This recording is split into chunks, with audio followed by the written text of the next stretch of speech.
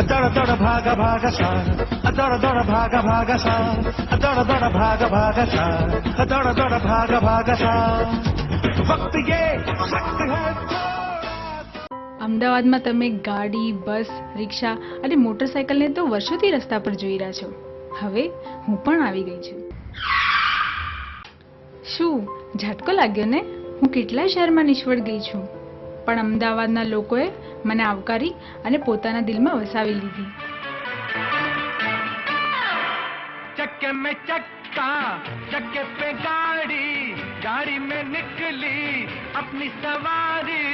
थोड़े आगाड़ी, थोड़े पिछाड़ी, थोड़े आगाड़ी, थोड़े पिछाड़ी. લોકોને મેં સવારી તો કરાવી, પણ તેની સાથે અમદાવાદને એક નવી ઓળખાણ પણ આપી. અને અમદાવાદના દરેક વિસ્તારોને મેં જોડ્યા, જેને અમદાવાદના કેટલાક લોકો તો ઓળખતા જ નહોતા.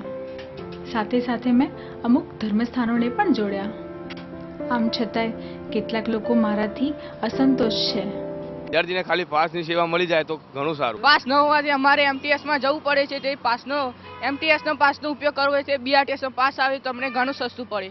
આ લોકો મારાથી અસંતોષ તો છે, પણ મેં અમદાવાદને ઘણા બધા એવોર્ડ જીતાડ્યા છે.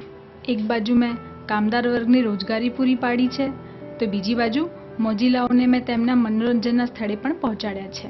બીઆરટીએસ બસ સેવા શરૂ કરી છે સરકારે, જે અમારી ફેક્ટરીના વર્કરોને ઘણી લાભદાયક છે.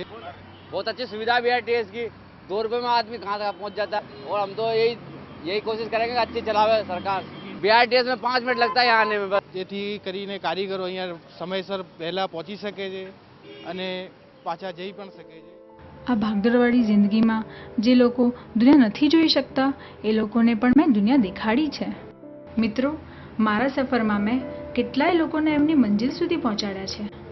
અને મારો સફર માત્ર અહીં જ પૂરો નથી થતો મિત્રો. મારે હજી અમદાવાદની નશે નશોમાં લોહી બનીને વહેવાનું છે.